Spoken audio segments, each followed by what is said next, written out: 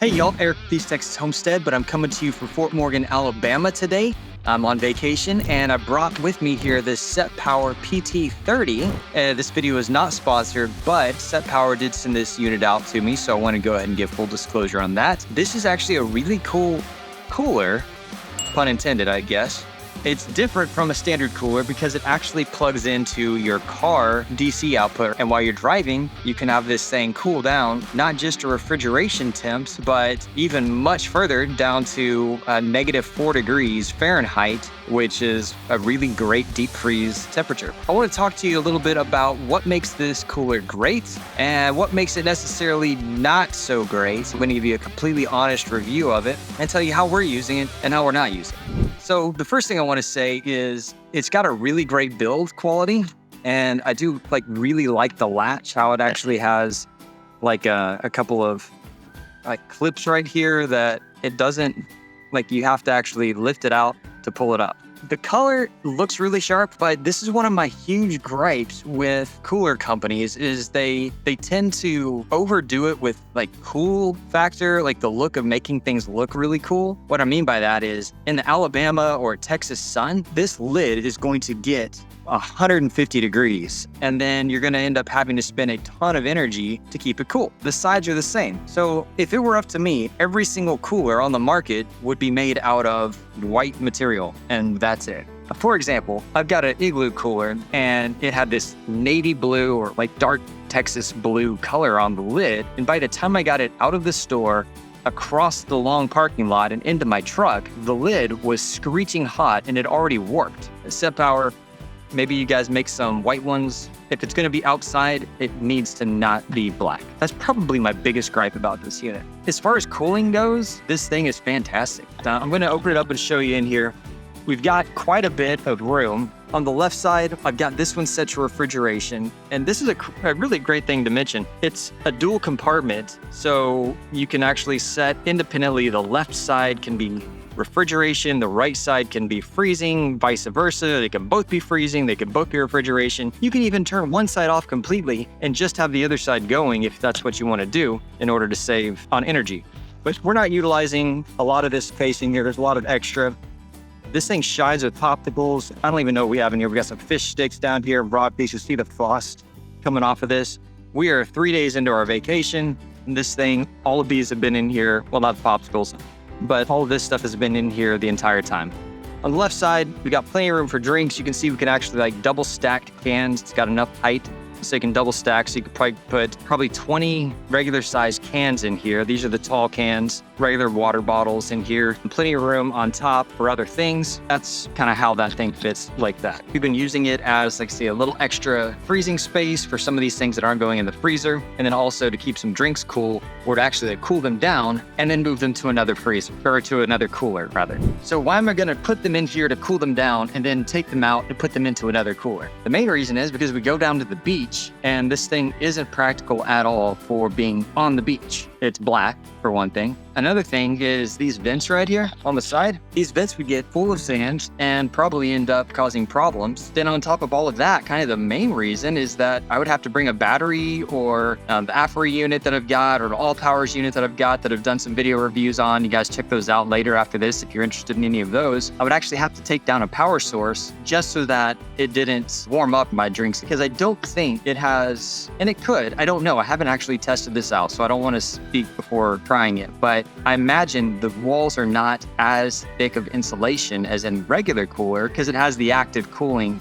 built in. So it's not a great beach cooler. Where does it shine? I think it shines for cross-country trips where you have frozen things that need to stay frozen, and you actually want to make sure that your bag of French fries aren't all soggy or your fish sticks aren't wet, whatever it is, so that when you throw them back into the freezer, when you get where you're going, they don't freeze into a solid lump. So that part is really cool. And I think that's a huge advantage over the traditional cooler. Another thing that I love about it is that there's no ice in here to melt. So whenever we end up getting where we're going or halfway there, we don't end up with soggy, wet food in the bottom, which is always frustrating. And then you always end up with that open thing of lunch meat that falls to the bottom, and then it fills up with water, and then you end up throwing the whole thing away and wasting, $12 worth of lunch meat. So that's frustrating.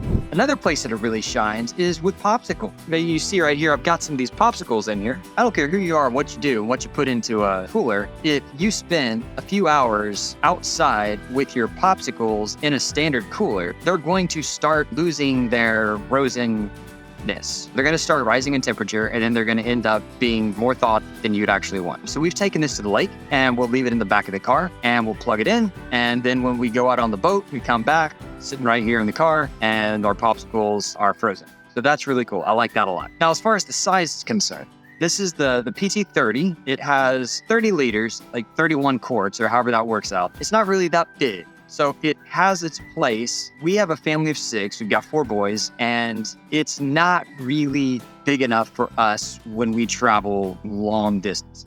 We took 2 coolers. We took this one, and we took a standard cooler next to it. This held all of our frozen foods, which was awesome. And then the other cooler held all of our regular refrigerated foods. We have an Expedition EL, which is the suburban size. So we actually have 28 inches back here between the high side of this chair and then like where we have the door coming down. So we actually put this guy sideways like this, and it fits just fine. I would love to have one that's twice this size. I think that would be a sweet spot for a family of 6. Now we have food allergies, and so my children, when we're traveling, we have to take all of their food, or we have to hope that wherever we're going, we can find the things that we know we can get at home. So we always end up traveling with the food that we're going to eat while we're on the trip. Something like this allows us to make sure that we've got exactly what we need, and we can keep it cool and it doesn't spoil. It's got really precise touch menu. I'll add in some B-roll here, and you can see that. You can adjust the temperature from -4 all the way up to 44 degrees, I believe it is. Pretty cool range, and both sides are independent, like I mentioned earlier. So that's great. When you first turn it on, it's going to turn on in Celsius. I guess that's the global standard, but we're in America. You look at it and it's like, this doesn't make any sense. There is a way with the button combinations to change it on the interface here. I wasn't actually able to follow the instructions and figure that out. However, when you open up the app, it is really easy, as you can see right here, and you can easily switch from Fahrenheit to Celsius, or from Celsius rather, back to Fahrenheit. Then also inside the app, you can set each individual chamber to whatever temperature you want. You can set it on to eco, you can set it on to max to cool down really fast and use more energy. So the app is absolutely a must if you're wanting just the convenience. Also, when you're driving, it's great to be up in the front and be able to check on the temperature and make sure that everything is looking good and that everything is cooled down. Because the last thing you want to do is assume that your cooler is cooling, you get where you're going, and all of your food is spoiled. So that's no good. I will see this vent here on the side. It does blow out rather hot, and the other side sucks the air in. So you want to make sure that when you're packing your car, that you don't end up packing it so tight that it can't breathe, because then you're going to end up ruining your cooler and your food. I think it would be really cool if these units were actually built so that you could take them to the beach. Every single one that I've seen, the screens down here, or the vents, are way down low, even on the really tall ones, the ones that are 50 quarts or greater. I think they should start putting those vents up toward the top, even if they needed to channel them in somehow. I don't know what they need to do. And then also put a finer mesh inside so that, like a removable screen that you could clean, like on an air conditioner, like a window unit, so that you could actually take it someplace where it's a little sandier and then not worry about ruining your cooler, because there's so much sand around here. I'm kind of worried about getting stuff in there, and I don't want to do that. So I've just been avoiding that. So all of them come with a cigarette lighter adapter, which is great. And that way, when you're driving or whatever, you can actually make sure that you're fully charged. Also, I want to point out, while I've been doing this video, it is dropped to show an E1 error, which means the battery is too low on the vehicle for it to continue cooling. So you can see it keeps trying to cycle through here. I can kind of hear it going off. It's really quiet, but I can hear it just a little bit. And it's a protection feature that's built in, which is really great, so you don't end up coming out here trying to start your car and it's dead. Now there's 3 levels of that protection. The first one is like, look, we're not going to let your battery go anywhere close to low. Another one is like, we'll let it kind of get pretty low. The other one's like, we'll let it die. If I go over here and start the truck, this thing will fire back up. Alternator will bring it back up and it'll be good to go. Good news is I don't have to worry about the battery dying to where I can't start it with this unit. So awesome built-in feature. Glad they thought about that. But the next thing is all of them come with a AC adapter.